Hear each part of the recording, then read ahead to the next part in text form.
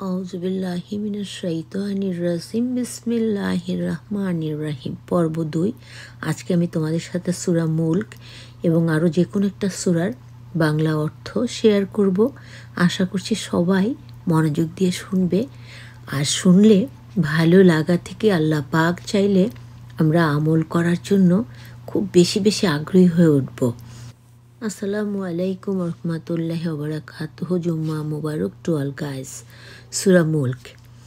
বিসমিল্লাহ। মহিমান্বিত তিনি, যিনি সার্বভৌম ক্ষমতার অধিকারী, তিনি সর্ববিষয়ে সর্বশক্তিমান। সুবহানাল্লাহ। যিনি মৃত্যু ও জীবন তোমাদের পরীক্ষা করার জন্য সৃষ্টি করেছেন। কে তোমাদের মধ্যে কর্মে উত্তম?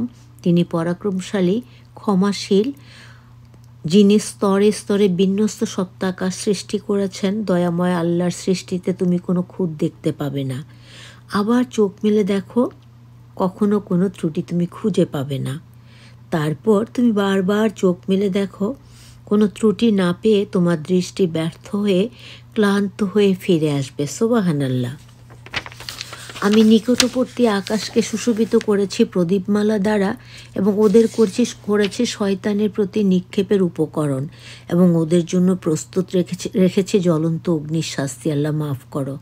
যারা তাদের রবকে অস্বীকার করে তাদের জন্য রয়েছে জাহান্নামের শাস্তি। কতই না খারাপ জায়গা সেটা। যখন ওরা নিক্ষিপ্ত হবে তখন ওটার এক বিরাট গর্জন শুনতে পাবে, তা ফুটতে থাকবে। রোষে জাহান্নাম যেন ফেটে পড়বে। যখনই ওতে কোনো দল নিক্ষিপ্ত হবে, জাহান্নামের রক্ষীরা জিজ্ঞাসা করবে, তোমাদের কাছে কি কোনো সতর্ককারী আসেনি? ওরা বলবে, হ্যাঁ, অবশ্যই এসেছিল। আমরা ওদের মিথ্যারোপ করে বলেছিলাম, আল্লাহ কিছুই পাঠাননি, তোমরা তো মহা ভ্রান্তিতে আছো, মাফ করো আল্লাহ। এবং ওরা আরও বলবে, যদি তাদের কথা শুনতাম বা বুদ্ধি খাটাতাম তবে আমরা আজ জাহান্নামবাসী হতাম না। ওরা ওদের অপরাধ স্বীকার করবে। অভিশাপ জাহান্নামীদের জন্য। নিশ্চয়ই যারা দৃষ্টির অগোচরে তাদের রবকে ভয় করে চলে তাদের জন্য রয়েছে ক্ষমা এবং মহা পুরস্কার। তোমরা গোপনেই কথা বলো বা প্রকাশ্যেই বলো, তিনি তো নিশ্চয়ই অন্তর্যামী। সুবহানাল্লাহ। যিনি সৃষ্টি করেছেন তিনি কি জানেন না? বস্তুত তিনি সূক্ষ্মদর্শী, সম্যক অবগত, অর্থাৎ তিনি সব জানেন। তিনি তোমাদের জন্য ভূমিকে সুগম করেছেন, তাই তোমরা এতে বিচরণ করো আর তার দেয়া রিজিক থেকে আহার করো। পুনরুত্থানের পর প্রত্যাবর্তন তারই কাছে, অর্থাৎ যে আমরা এখানে আছি, ফিরে আমরা তার কাছেই যাব।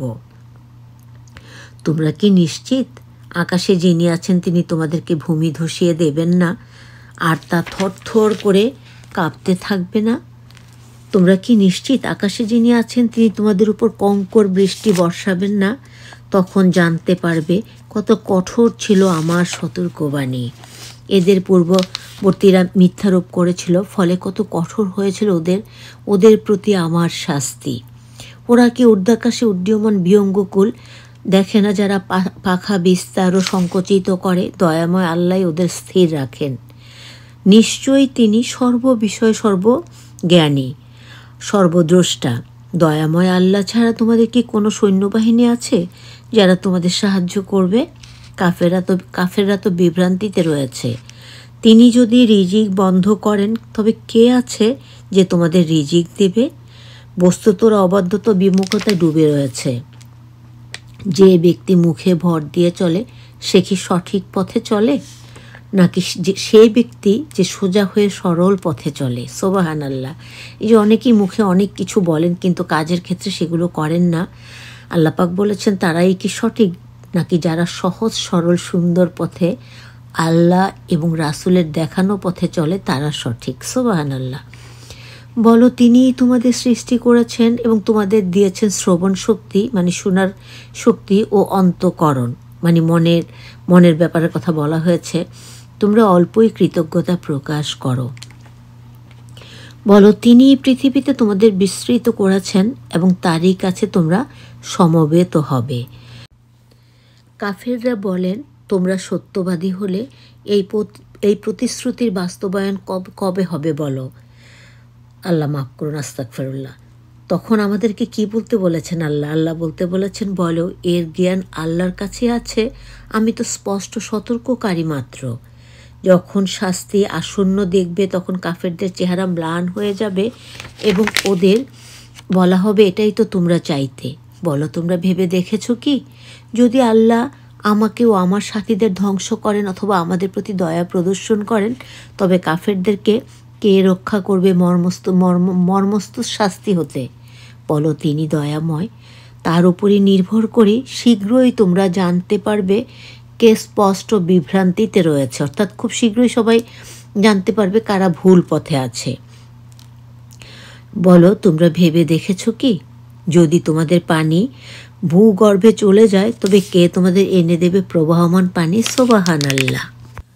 বিসমিল্লাহির রহমানির রহিম। এবার আমরা শুনবো সূরা মুজাম্মিলের বাংলা অর্থ। আয়াত 20, রুকু 2। হে বস্ত্র আচ্ছাদনকারী, রাতে নামাজে দণ্ডায়মান হও, কিছু অংশ বাদ দিয়ে, অর্ধরাত কিংবা তদাপেক্ষা কম বা তদাপেক্ষা বেশি কোরআন আবৃত্তি করো ধীরে ধীরে ও স্পষ্টভাবে। আমি তোমার প্রতি অবতীর্ণ করেছি গুরুত্বপূর্ণ বাণী। উপাসনার জন্য রাত জাগরণের কঠিন কাজ, কিন্তু হৃদয়ঙ্গম করার পক্ষে অতিশয় অনুকূল। দিবাভাগে মানে দিনের বেলায় রয়েছে তোমাদের বহুত কাজ, তাই তোমরা রবের নাম স্মরণ করো এবং একাগ্রভাবে তাতে মগ্ন হও। তিনি পূর্ব ও পশ্চিমের অধিকর্তা, তিনি ভিন্ন কোনো উপাসক নাই, তাকেই মানো কর্ম নির্ধারক রূপে। লোকের কটূক্তিতে ধৈর্য ধরো এবং ভদ্রভাবে ওদের পরিহার করো। বিলাস সামগ্রীর অধিকারী কাফেরদের আমার হাতে ছেড়ে দাও এবং ওদের কিছু অবকাশ দাও, মানে সুযোগ দাও। নিশ্চয়ই আমার কাছে আছে শৃঙ্খল, প্রজ্বলিত অগ্নি এবং গলায় আটকে যায় এমন খাদ্য এবং মর্মন্তুদ শাস্তি। আল্লাহ মাফ করো। শাস্তি দিবসে পৃথিবী ও পর্বতমালা প্রকম্পিত হবে এবং পর্বতসমূহ বহমান বালুক রাশিতে পরিণত হবে। কেয়ামতের কথা এখানে বলা হয়েছে। আমি তোমাদের কাছে এক রাসূল তোমাদের জন্য সাক্ষী স্বরূপ পাঠিয়েছি, যেমন রাসূল পাঠিয়েছিলাম ফেরাউনের কাছে, কিন্তু ফেরাউন সে রাসূলকে অমান্য করেছিল। ফেরাউনের কাছে কাকে পাঠিয়েছে আমরা নিশ্চয়ই জানি, মুসা নবীকে পাঠিয়েছিলেন। ফলে আমি তাকে কঠিন শাস্তি দিয়েছি। অতএব তোমরা কি করে রক্ষা পাবে যদি তোমরা সেই দিনকে অস্বীকার করো, যেদিন তরুণদেরকে করবে বৃদ্ধ, আকাশ হবে বিদীর্ণ এবং তার প্রতিজ্ঞা অবশ্যই বাস্তবায়িত হবে। নিশ্চয়ই এক অনুশাসন, অতএব যার ইচ্ছা সে তার প্রতিপালকের পথ অবলম্বন করুক। তোমার রব জানেন তুমি জাগরণ করো রাতে প্রায় তৃতীয়াংশ, কখনো অর্ধাংশ এবং কখনো 1/3 আল্লাহর ইবাদতে জাগো, এবং তোমার সঙ্গীদের একটি দলও আল্লাহর দিন রাত পরিমাপ করেন। তিনি জানেন যে তোমরা এর সঠিক হিসাব রাখতে পারো না, তাই তিনি তোমাদের ক্ষমা করেছেন। কাজেই কোরআনের যতটুকু পড়া সহজ ততটুকুই পড়ো। তিনি জ্ঞাত যে তোমাদের মধ্যে কেউ অসুস্থ হয়ে পড়বে, কেউ আল্লাহর অনুগ্রহ সন্ধানে দেশ ভ্রমণ করবে এবং কেউ আল্লাহর পথে সংগ্রামে লিপ্ত হবে।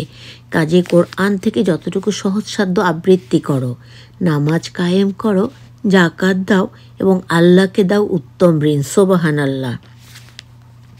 তোমরা তোমাদের আত্মার জন্য যা কিছু অগ্রে পাঠাবে তা আল্লাহর কাছে উৎকৃষ্টতার রূপে এবং পুরস্কার হিসেবে বর্ধিত পরিমাণে পাবে। অর্থাৎ আমরা আল্লাহ পাক এখানে বলেছেন, এই যে আল্লাহ রাসূলের পথগুলো যদি আমরা সঠিক সুন্দরভাবে অনুসরণ করার চেষ্টা করি, সেই ভালো কাজগুলো আল্লাহ পাকের কাছে যাবে এবং তিনি আমাদেরকে উত্তম পুরস্কার দেবেন। সুবহানাল্লাহ, আলহামদুলিল্লাহ, লা ইলাহা ইল্লাল্লাহ, আল্লাহু আকবার।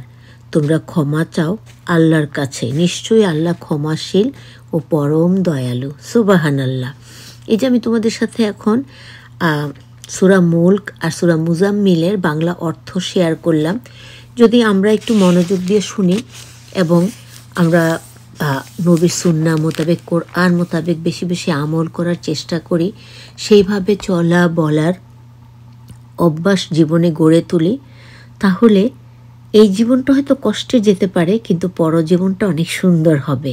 এটা আমাদের আল্লাহ পাকের ওয়াদা। যাই হোক, ছোট্ট একটা ভিডিও কিন্তু অনেক শিক্ষামূলক, যেটা আমাদের জন্য ইহকালীন পরকালীন মঙ্গল আছে, যাতে সেই রকম ভিডিও শেয়ার করার চেষ্টা করেছি। সবাই ভালো থাকবে, সব সময় মতো সবার জন্য অনেক অনেক অনেক দোয়া এবং ভালোবাসা। আমাদের জন্য দোয়া করবে। আবারও আসসালামু আলাইকুম রহমতুল্লাহি ওবারাকাতুহু। জুম্মা মোবারক। আল্লাহ হাফেজ। Take care all guys.